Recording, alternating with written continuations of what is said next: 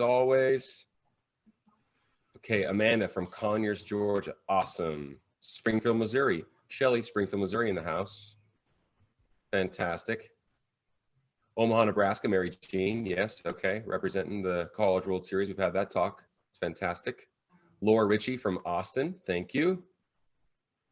Shannon from Green Bay. Yes, for Aaron Rodgers. Okay. Yeah, okay. Good. Beautiful. All right, we'll get going here, huh? Hey, Robert, welcome from San Antonio. He's out there helping those kids with 4-H and FFA. Oh, love that. Former star Green Hand. Nice. Right here. My oldest daughter wants to get involved in that right away, so that's great. Awesome. Great. You want to go ahead and start? Jill, it was so fun talking to you. So I just really enjoyed our time together. So it was a pleasure. Thanks so much for coming. Thanks for coming on again, Jill. All right. Hey, Scott. Hey, Emily. Hey, Andrew. I'll stop talking now.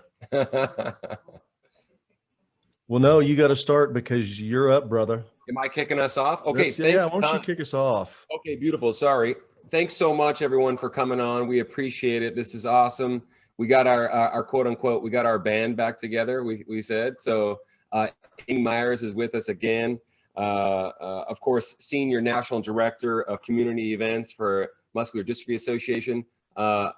These two knuckleheads from HGA Fundraising and HGA Bid, Jason Ledlow and yours truly, Trevor Nelson. Thanks so much for joining us.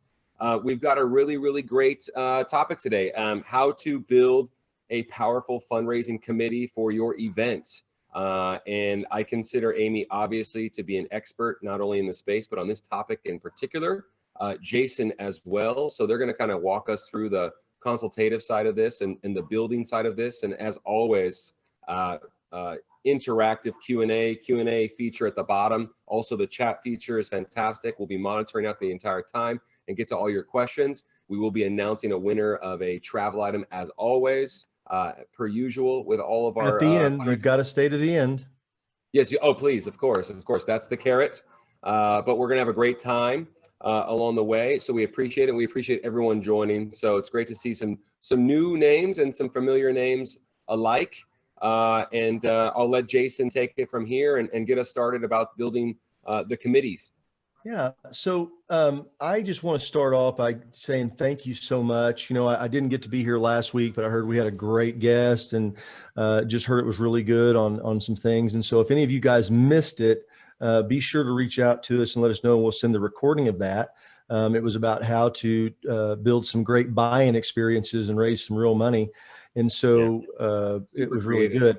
And, you know, this came up because I've been, you know, working with, as things are really opening up and talking to a lot of nonprofits and doing this. And what I'm seeing is, especially now from my perspective, post-COVID, I'm going to say post-COVID, but post-2020, that a lot of things have, you know, changed. And so a lot of nonprofits, executive directors and development directors, volunteers, you guys that are here are struggling trying to get your committees put together. And I see that a lot of them are doing it on their own. And they're sitting here saying, hey, I'm going to have to go out here and do this on my own. You know, I'm out here trying to do this on my own, or how do I go and, you know, be a part of this, get things going again, or I've got to do it all myself.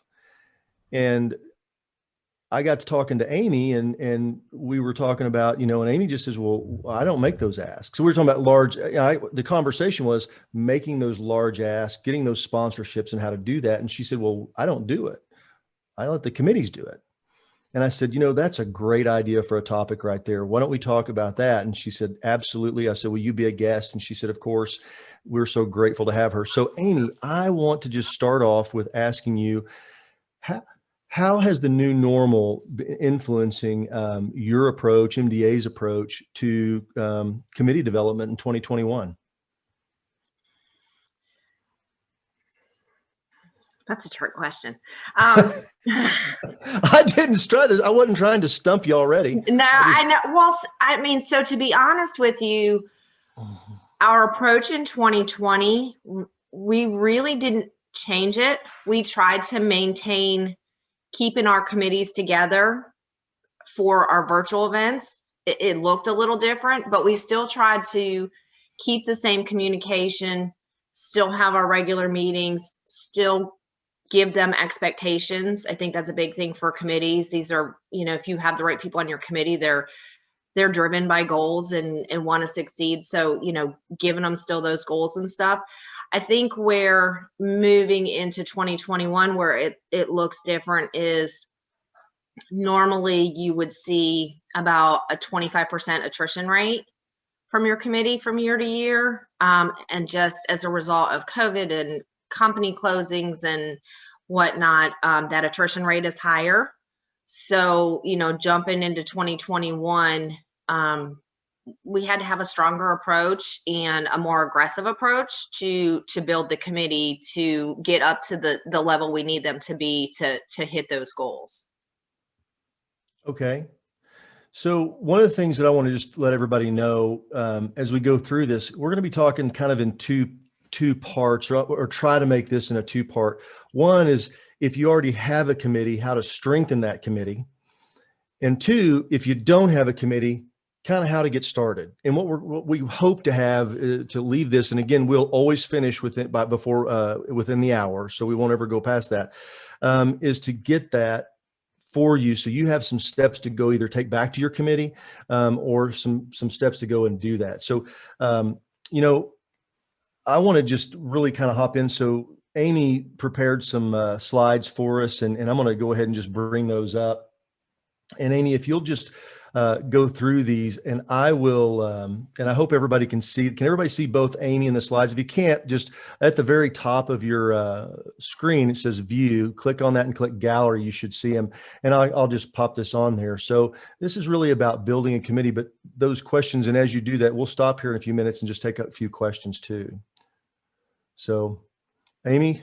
Yeah, and I think it's important to, like Jason said, that's kind of a two-part building a committee, whether it's from scratch or building on the additional committee that you have. Because even if you have a great committee already, every year you should be thinking about adding new committee members, just because things change.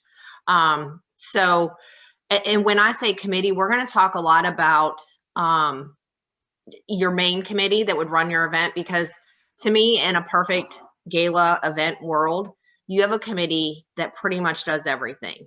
You're the support system as the staff person, but you have an overall committee that is bringing in your sponsorships. You have a subcommittee that's getting your auction items. You have another subcommittee that's helping with logistics. So that to me is like where we should all want to get to, where we have this committee that is doing the bulk of the work for us. I mean, realistically, they have the network. They have, if you have the right people on your committee, they have the connections. They tend to have more influence than we do as just the nonprofit employees. So we're going to kind of, and it's going to be really high level, because building a committee could really be like 3 to 4 webinar series. So it's just high level. So definitely ask your questions, and I'll go through these slides really quickly so that we can allow enough time for lots of questions. Awesome. So really and truly, to me, the most important part of building your committee is putting together your desired partners list. Who do you want on this committee, or who do you want to add to your committee? And you need to do this through a desired partners list. And ideally, you really want it to be warm leads. Nobody wants to go out and have that conversation with a cold lead if you don't have to. And so that's where it's really important to work with your team and put together this list. And it needs to think outside the box. Don't just think gala. Think, who do you work with that does a different campaign that maybe has a lot of connections? Who does somebody on your team work with? They may work with somebody that you're not even thinking of. So really work with your team to put together this list. And when you're putting together the desired list, it's not just a name. You want Joe Smith. You want Joe Smith who works at Bank of America. And it's important to have that company name in there. So then you can look at, as this is a working document, this desired partners list is a working document. And as you meet people, they have a connection, because you want to go, if it's somebody from Bank of America, you want to go at them at every angle you have. If you have 5 people that have a connection to Bank of America, the more the merrier. And then to me, what's really important, and this is where I love software for my events, because as soon as an event's over, I'm pulling reports, and I know no matter what software you use, and if you don't use software, I would encourage you to, because the reports tell us so much. This is the best way to build our desired partners list. Who was in the room that spent money? Who was in the room that spent money that's at a that works at a company that's on our desired partners list? That those reports will be the best place to start building your desired partners list for the next year's event. Okay. Is that the key for next slide? Yes. So based on your gala business plan, you need to recruit enough members to reach your corporate sponsorship goal. So your corporate sponsorship goal should be 70% of your event total. So no, you need to know going into it that you want 70% of your gross income to come from this committee. We'll get into a little bit more of a breakdown on what those responsibilities and accountability is. But here's where Jason mentioned, I don't go out and make asks.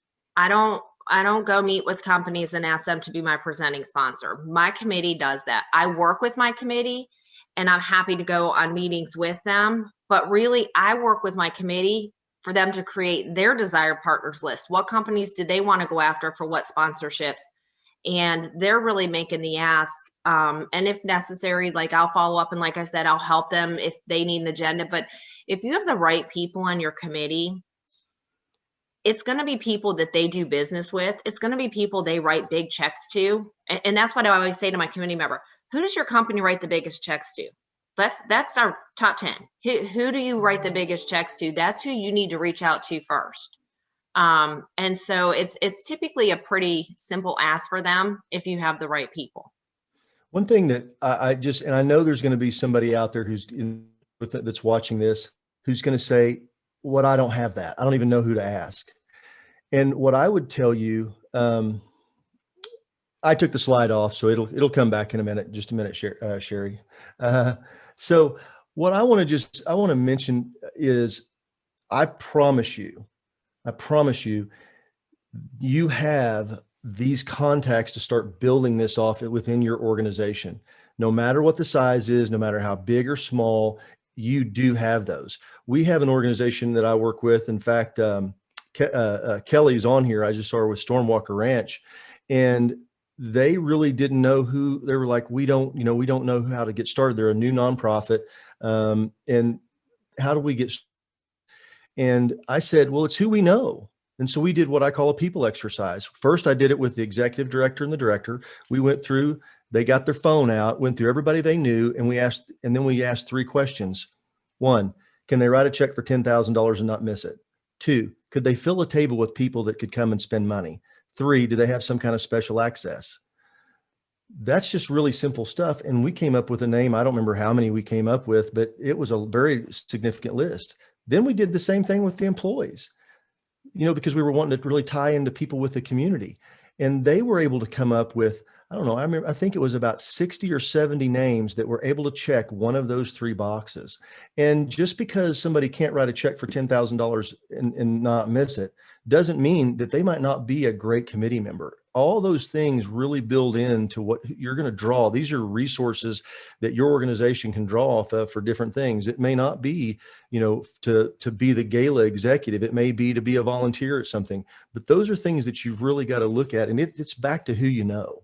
And that's why it's so important on these committees to make those connections. And if they've given you money, then they believe in your organization. They're first, they'll give you money, and second, they'll give you time. And so that's the thing. I think, back to your point about having those connections and let them build off of that. Yeah. And once you get started with that, who you know, and you bring on 1 or 2 people, I feel like the first 1 or 2 people are the hardest to get. Mm-hmm. Once you get them on board, it really blossoms from there, because then it's who do they know, what connections do they have, and then they start bringing in committee members for you. And next thing you know, you've built this big, strong committee, It's just getting over that hump of getting that first 1 or 2 people.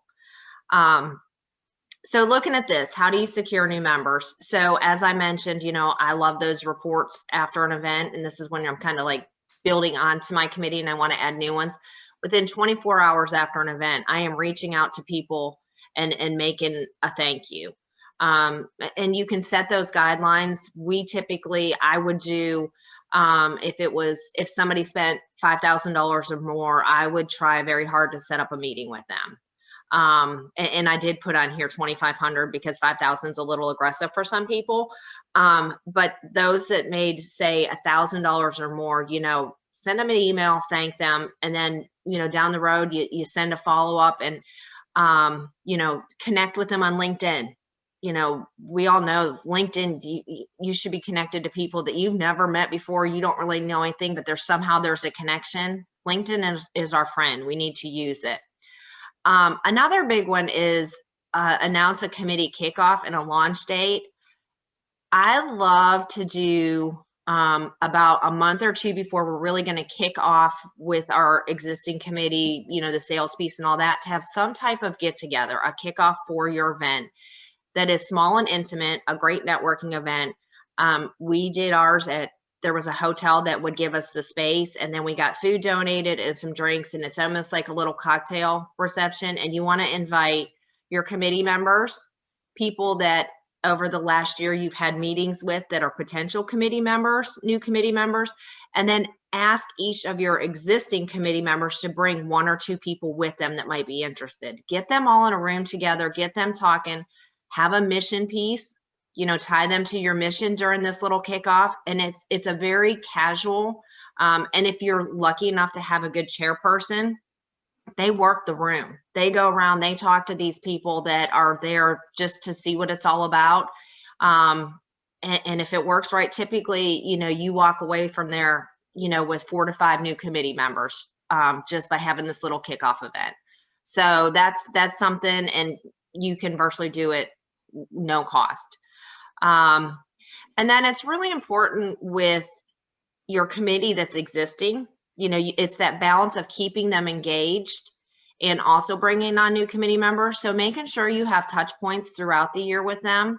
If you have somebody that you've been meeting with that you want to, come and join your committee, invite them. If you have your organization has a walk, or maybe you have a golf outing that's, open to the public, or you do some kind of camp, send them newsletters periodically. Just send them an email with an update of, a research update or something exciting that just happened in your organization. It's really, really important to have that year-round communication. We don't want to just reach out to these people. Oh, the galas, we're going to kick off the season of like starting to reach out and secure sponsorships next month. So I need to reach out to all these committee members. You really, really have to take the time to engage them year round.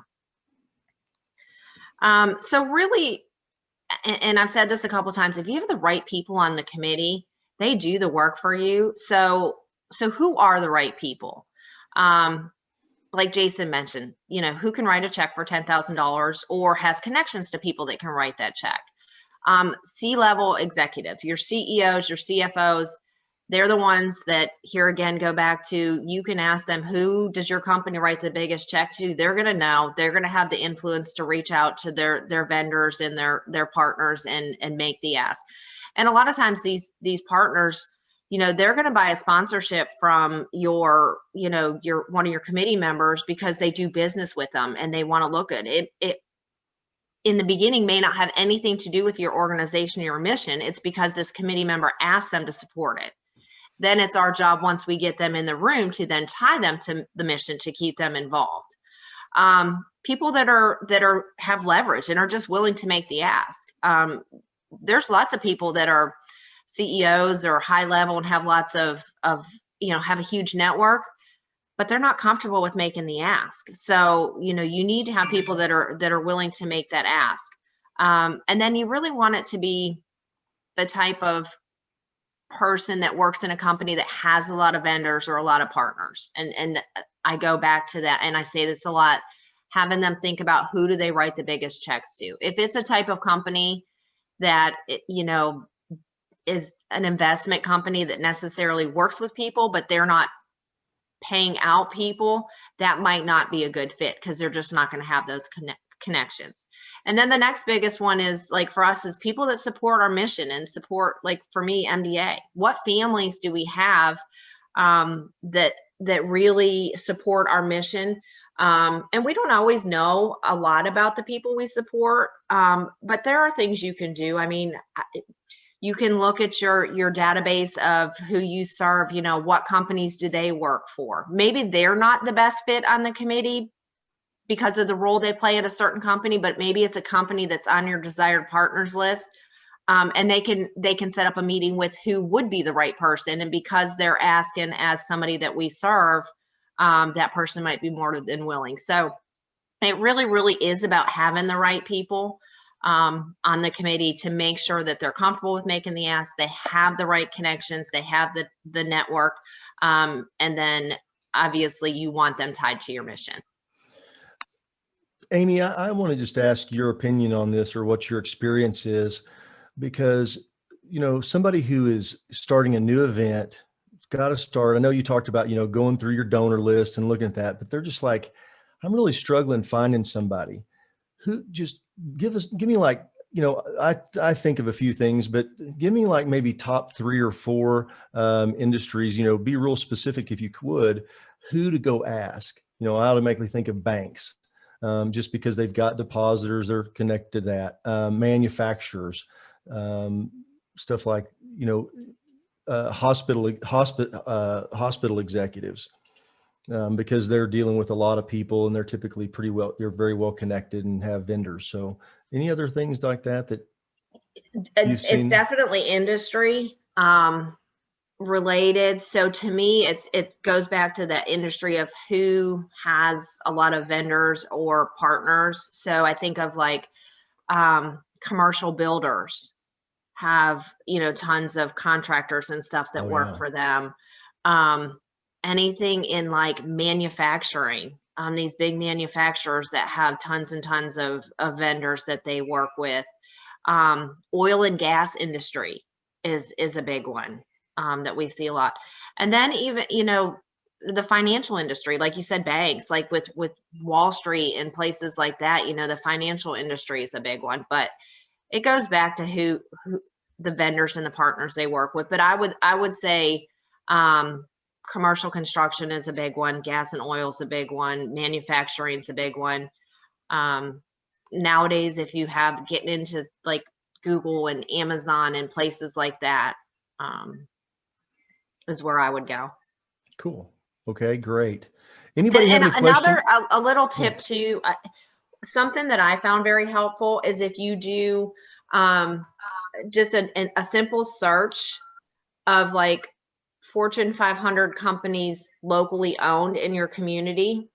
One thing that I found is it tends to be easier to get a committee member on board that maybe owns their own company or is high up on the company chain for a locally owned company. For example, we have a big steel company where I'm from. It's family owned, multi-million-dollar company. One, it was an easier ask to get him on board. He didn't have to jump through any hoops and approve it with anybody. And 2, same thing with asking. He just went straight to the vendors. It wasn't a chain or a big company that he had to go through all the red tape to make the ask. He could just go make the ask because he had those relationships. So doing a search just of locally owned businesses, or you could do it based on how much. You can do a search on how much money a company brings in and set, like you want it to be a company that brings in a minimum of $1 million a year that's locally owned in your community, and then start from there. Quick question, Amy. Kelly Goodall had a question. Who in those industries, what person and what position, C-level or what have you, do you suggest starting with? And I got a couple more questions after as well. I mean, I suggest you go, if you can use your resources, go right to the top first. Yeah. Because what's going to happen typically, if you start any lower, you're going to meet with them and then they're going to say, you're going to have this great meeting. And then they're going to say, I'm not really the person you need to talk to. Let me set you up. Let me hook you up with whoever. Now, you may need to go that route if that's the only way you can get your foot in the door, but I always try and start right at the top.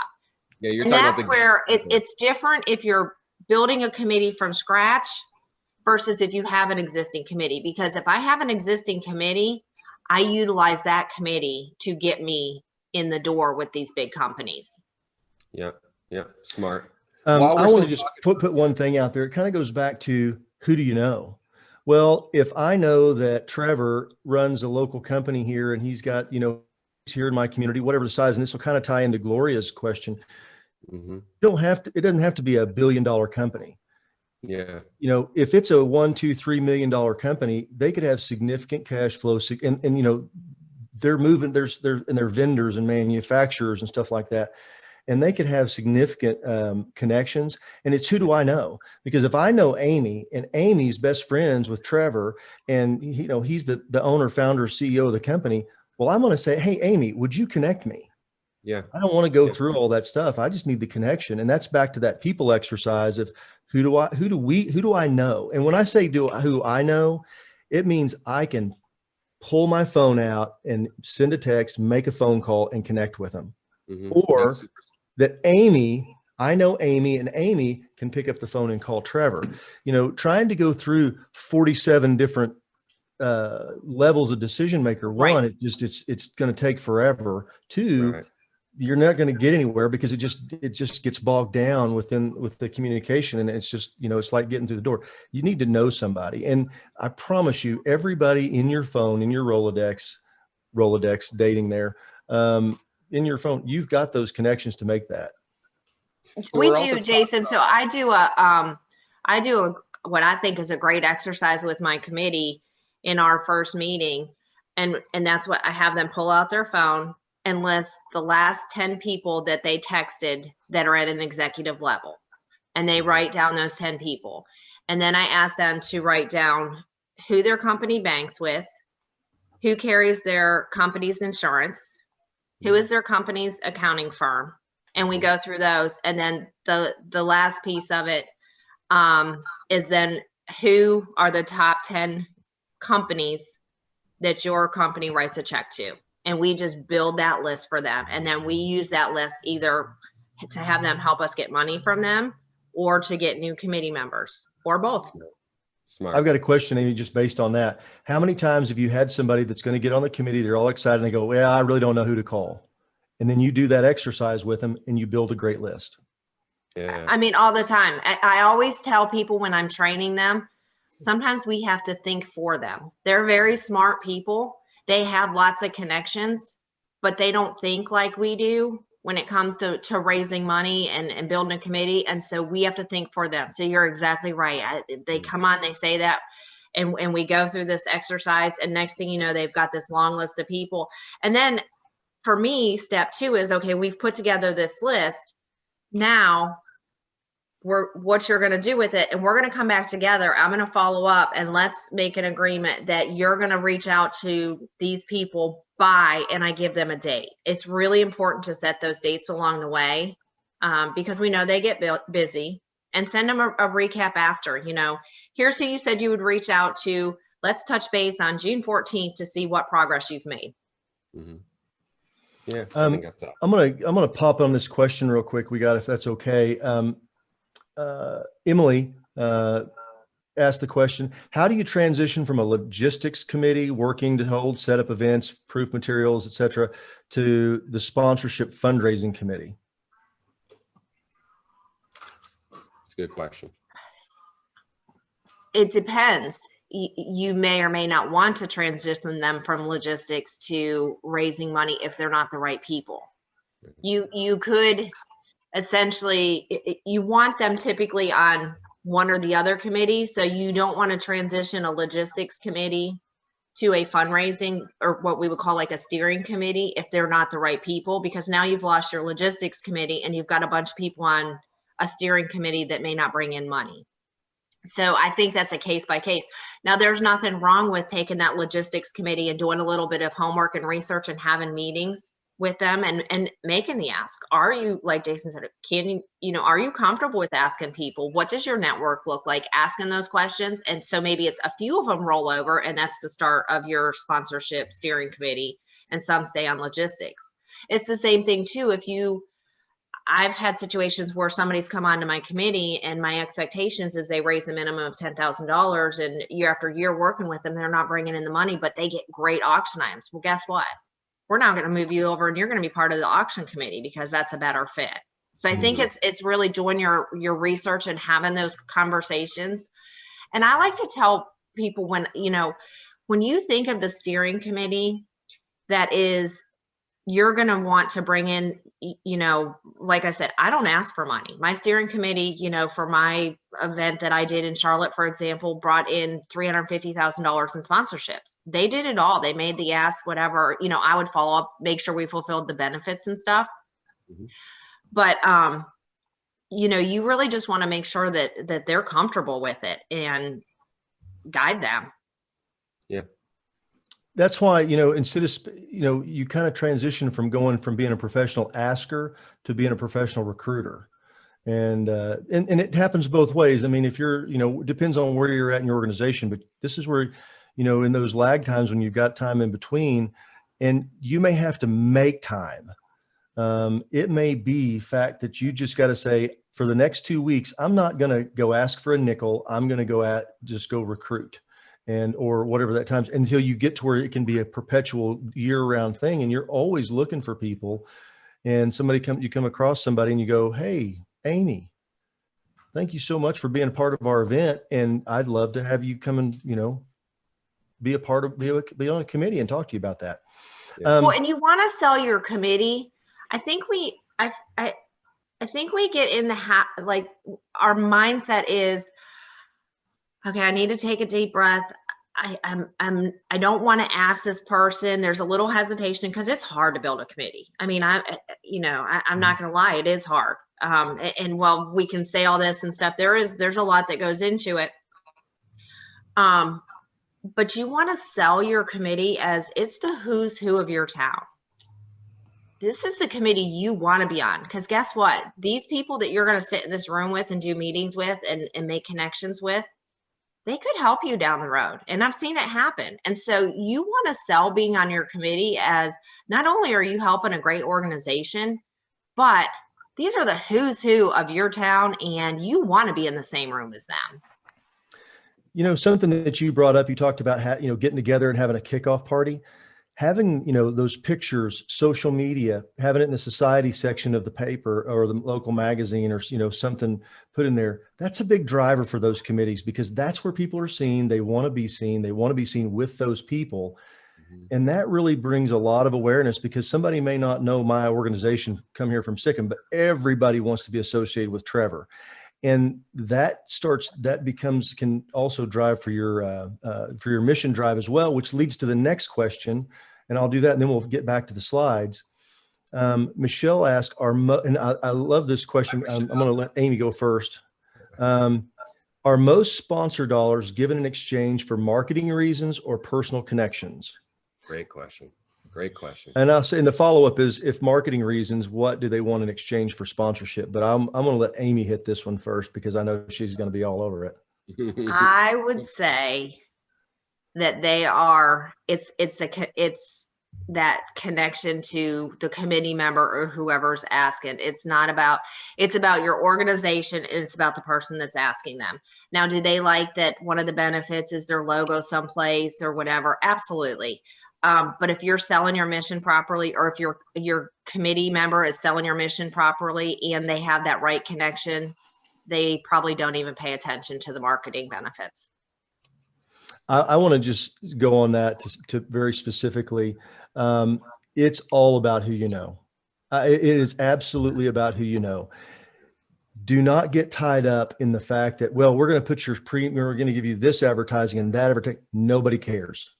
There is not any advertising that you can do that's going to change the direction of this company that they're going to go invest in, because they can take that same $25,000, go pump it into TV advertising and do far much better than any questions they're going to get there.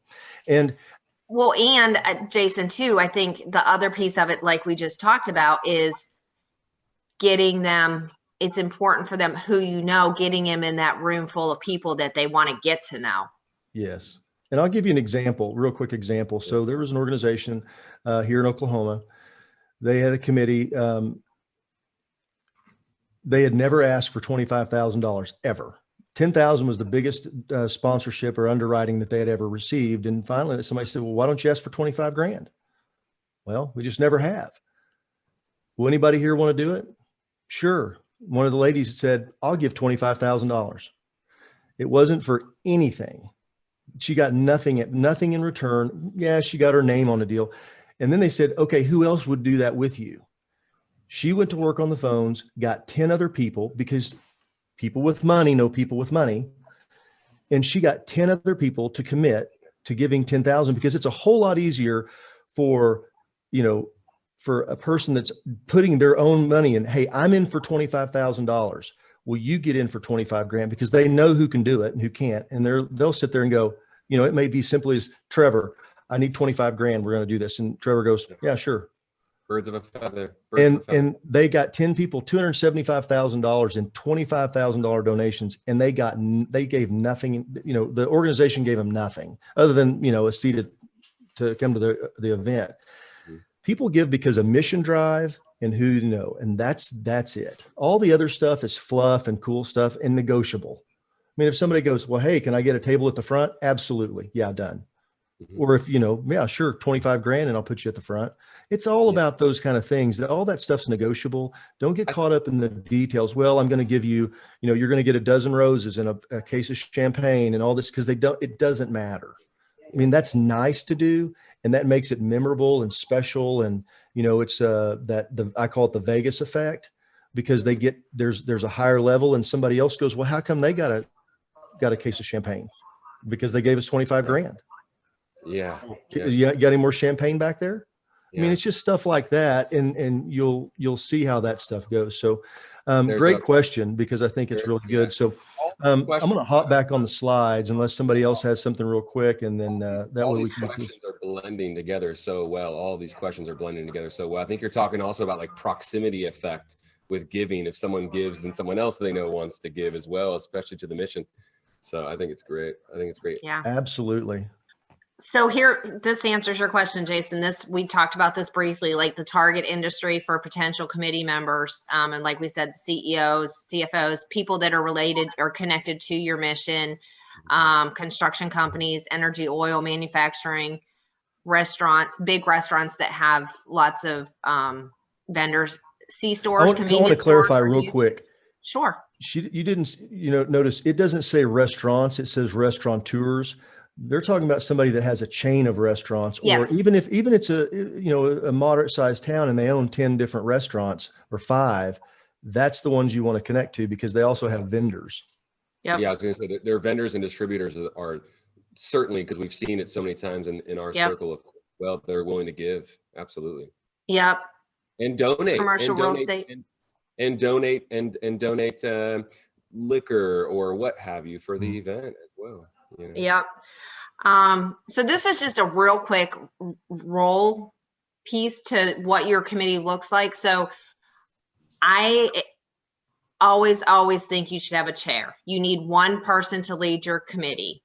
It is easier and it works better to have a chairperson that is holding the rest of the committee accountable, sharing their experience. This is how I do it, versus you as the nonprofit. So the chair needs to run your committee meetings, and that could look different. You may have to do the agenda for them, and then they'll run the meeting. Then after you want notes to go out, well, it may be me that I type up a recap of the meeting, but I send it to my chair so that it comes out from their email. They just have that influence, and that peer-to-peer just works better. And then obviously a subcommittee, and this is real quick, like a subcommittee to get auction items, somebody to work on logistics, a subcommittee to maybe help with just your revenue enhancers, and this is where, as you grow your committee and then you find that somebody is maybe not the right fit for your steering committee, bringing in money, but they're great at getting items, so you bump them.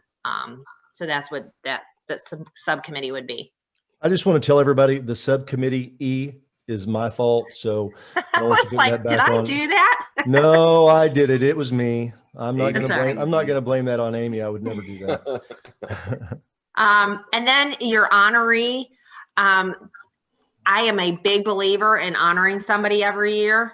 Right. And that honoree, I like to use the honoree as somebody that has nothing to do with your event at this time. It's not honoring somebody that's been on your committee for years. This is a new person that somebody on your committee may know. And we want to honor them, not because they're connected to my mission, maybe, but just because they're a good person and they do a lot for the community at large. Because guess what? I'm going to bring them in. We're going to honor them. I'm going to give them a $25,000 to $50,000 goal. We're going to ask people to donate in their honor, which brings new people to my event. Once this honoree has served and we've honored them and they've brought in their $25,000 to $50,000, I'm going to meet with them and I'm going to say, you know what? We really enjoyed working with you. And hopefully by now I've done a good job at tying them to my mission. I would love for you to roll over and be part of my committee. Wow. Hey, and then for my committee, then I get them on the committee. I want to stop for just a second. I think this is something that I've seen a lot with a lot of organizations I've worked with over the years. Amy, when you honor somebody and you bring them in the fold and all their people, do not let them go. Do not let go of them. I've seen, some organizations I've worked with, and they go and they do all this stuff and they bring all these people in, and I'm going to be frank, they do a terrible job of retaining those people. They go, well, they were all here because of Trevor. No, they're not. And I was at an organization. I won't even tell you the state it was in. It was in California. And we were there, and did a great job of bringing in these honorees come in, and they would, the honoree would go and bring all these people and just do a really great job. But then the next year you'd go, all those people are all gone, and they didn't retain anybody. Mm-hmm. And I specifically was talking to the director of the organization, and I saw this young man walk by, and I said, hey, come here. I want to introduce you to somebody. He was a new director coming in. And I said, I want to introduce you to this guy. I said, he was here last year. His dad was the honoree. Now, this is the kind of stuff. And the kid was like, I love this cause. I love everything about it. He said, his dad was the honoree the previous year, but they weren't retaining that. So when you go through all that effort, this is your equity of your organization, or is your donor base. And I told somebody that the other day. It just kind of came out, but it really is. So as you're bringing those in, don't let them go. Do everything, your mission. It's the relationship that will bring them in. The mission drive is what will keep them. Yep. So do not let them go. The person that has been running the Charlotte event where I'm at, he was brought in from one of the committee members as an honoree, knew nothing about MBA, knew nothing. We did a really good job at bringing the mission to him, and he met, some of our kids, and he got attached to our mission. And so I did exactly that. After I went debriefed with him, what'd you think of the event? What could we do better? Went into, would love you to come on the committee. He agreed to be on the committee. And I said, just so you know, I said, you're on the committee now. I said, but I've got you in training. You're going to be my chair in a couple of years. And he laughed, but I was serious. And 2 years later, he bumped up to the chair and is bringing in $75,000 a year. That's fantastic. That is so fantastic. I want to let you get back onto this part about the committee, just the specific piece here. Yeah. So your committee is your individuals that are going to bring in, sponsorships. And I think it's important if you have a really good committee member, they bring in sponsorships and you give them a dollar amount. Our ask is $10,000 for a committee. It will be different based on your organization. But I think it's really important to set a goal and have that expectation. And you may be at a big organization and you want every committee member bringing in $25,000. That's great. But in addition to the sponsorships, I want them to help me get auction items, because guess what? They have connections to if they're the right people, they're the ones that have the box seats at sporting events, and they have the vacation homes. I mean, we would get 7 or 8 beach houses for our auction because our committee members all own beach houses. So they give them to us for a week. So you, in addition to now, and to make it clear, the whatever goal you set for them, if it's $10,000, that is cash money. That is sponsorships. That doesn't mean they bring in $10,000 in auction items. They bring you $10,000 plus we want auction items, and we want them to sell tables and help open up the doors for additional meetings. But I think it's really, really important to set that. And then that's where your chair comes in. It's up to your chair to hold these committee members accountable. And when you're having your monthly meetings, who's where? Share with people. Nope. These are competitive people sitting in a room. Nobody wants to be that person that when you hand out your income tracker that has the 0 next to their name. So share that information and really hold them accountable. Peer pressure is an amazing motivator. It is. Yes, it is. So here's just what I said, just a real quick. What do the committee members do? They sell the corporate sponsorships and tables. They open the door for you to, meet with desired companies, meet with people that maybe would be a good, choice to serve on your committee, secure the big ticket auction items. And then if they have connections to help you, I love to get what I can for free. I try not to pay for anything. Your expenses should be, industry standard is 25%. I typically will run for an event about 12% because I utilize that committee. What can you get me cases of wine for free? Do you have a connection if they allow food to be brought in? We had a committee member that knew a marketing company that did all of our signage and saved us a ton of money. So utilize that committee. They think outside of just your typical sponsorships and auction items. What connections do they have? The AV company. There's so many connections that you can, when you start talking to these committee members, that you learn about that can save you money. The less you have to pay for, the better off you are. Okay. That's great. We have a great question, Jason. Do you see Courtney's question? I do. And I'm glad she asked it twice because I wanted to just touch on that real quick. So her question was, I'm at a high school. We lose our volunteers every year due to graduation, and no, they don't stay. It sounds like a good idea, but they will not. I want to talk about schools for just a second because my kid the school that my son goes to, it's only been around for 20 years. He's a junior. We've been there since pre-K, Mother's Day out. But the point of the question is how do we get people to stay? And what happens is everybody goes, they're students. So the people that are going to really, volunteer and show up and do stuff. So you're always having to recruit new people. Well, a couple of things happen. One, my wife was the chair of the auction she did date entry for the auction one year. Then she was co-chair of the event and everything. And it's kind of like when my son went out of lower school into middle school, she kind of went out of that and there were new people coming in. One of the most underutilized things for high schools that I've seen is alumni. I think it is a tragedy for whether it's a public or private school, I don't care which, that people lose track of their alumni. And, you've got a school that's been around for 100 years or 75 years or longer than that. We're such a young state where I live. By starting that, and you may not be able to do it, Courtney, you may not be able to do it for you. I mean, it may not happen for you. It may be the fact that the senior class right now that graduating, everybody sits there and goes, okay, we're going to stay in connection with these kids for the next 25 years, the next 50 years, because you're going to have graduates who are going to go on to do phenomenal things. They're going to run companies and industry and build things that are unimaginable. And they're going to do that. And at a certain point of their life in their success cycle, they're going to want to give back. That's why that's the reason that universities are so great, because they latch on to those kids. Even if they don't graduate, if they went there for 10 minutes and like me and were a college dropout, I still get letters. I still get mail. I still get information from where I went to school, and they're really good at it. And it takes a lot of effort. So, I would say that if you're working with a school, working with, on the education side, especially in high school, it is a phenomenal opportunity because that's where huge things happen.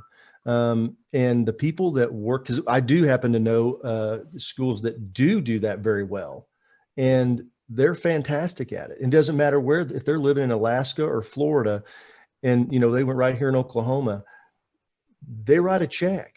It may be so it's not going to maybe not take the committee thing where the committee, because a lot of times you have legacy though. So you've got legacy parents. So somebody who went to the high school, graduated from there, now their kids are going through. So they may be somebody, and it just takes time to build that legacy.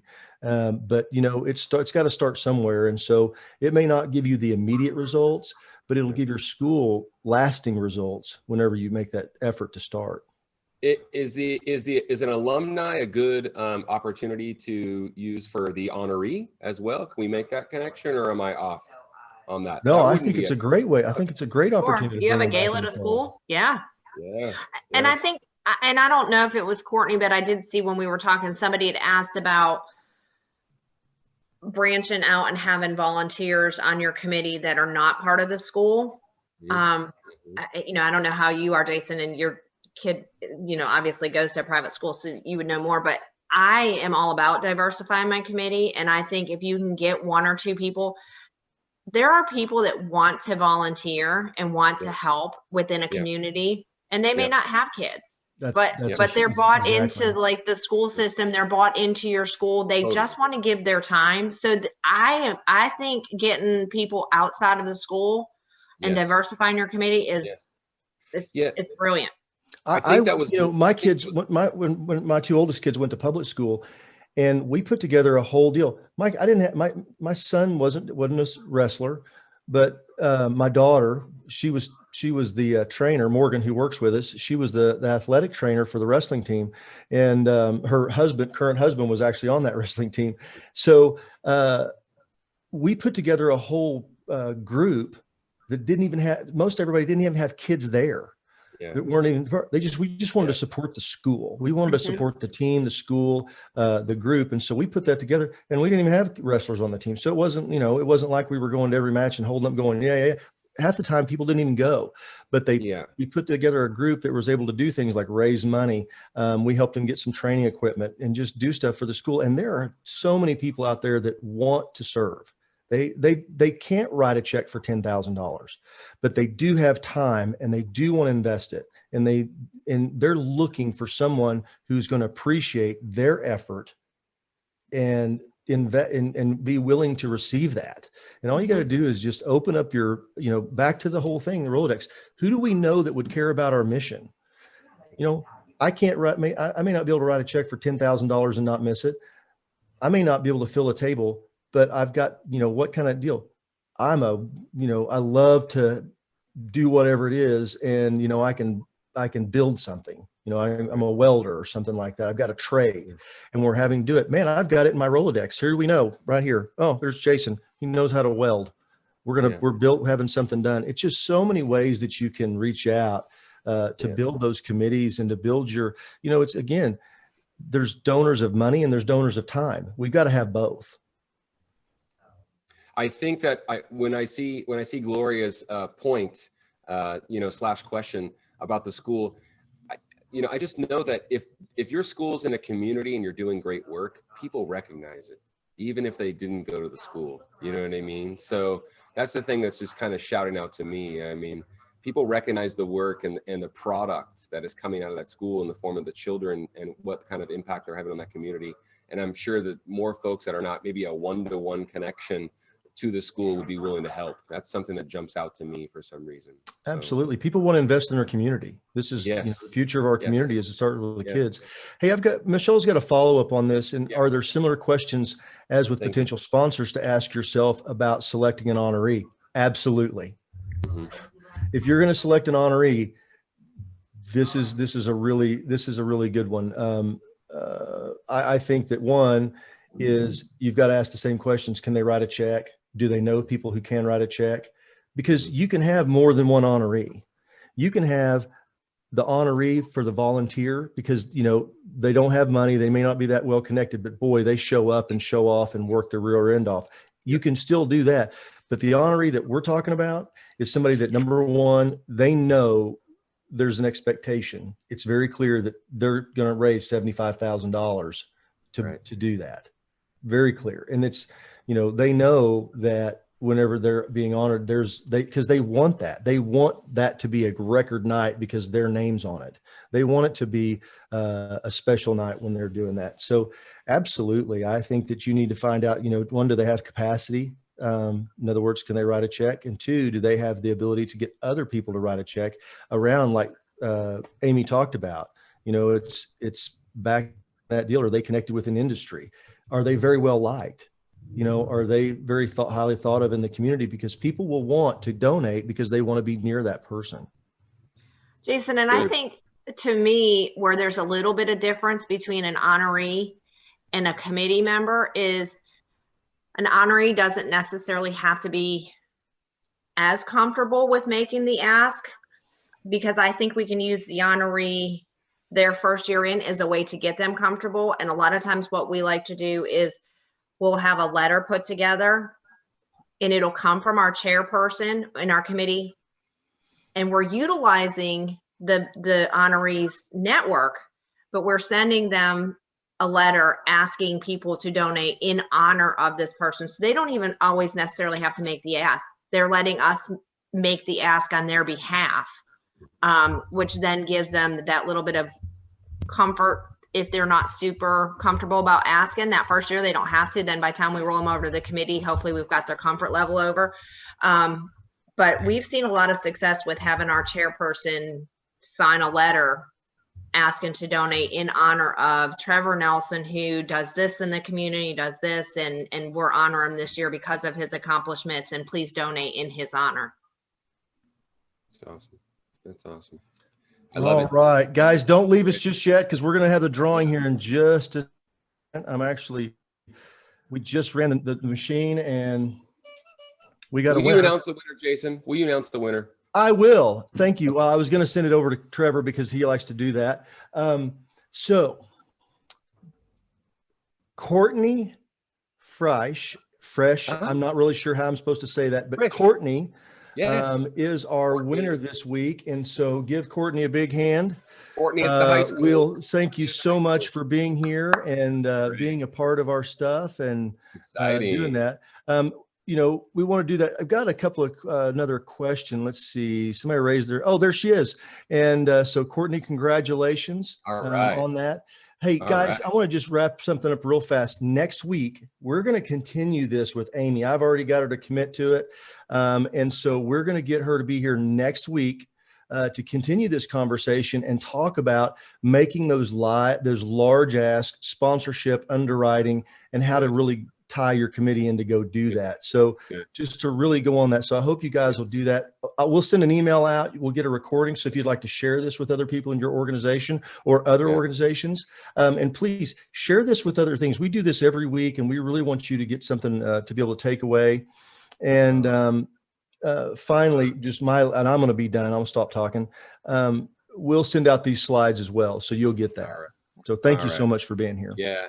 Hey, thanks so much, Amy. And thanks for all the lovely feedback from everyone. I wish we could all see each other face to face, and thank you, of course, but thanks so much for keeping the good vibes going in the chat feature. We can't thank you all enough. It sounds like we're going to keep the band together for next week. And I'm so thankful for that. It brings me a lot of comfort, obviously a lot of joy. It also brings me a tremendous amount of joy that we're able to put this much, I call it gold. Whenever I hear the two of you speak and we get these questions, I think it's pure gold. So I know it's helping for sure. And like Jason said, just to expand on that, please share the links with whoever that this might benefit. You can always reach us, hgafundraising.com.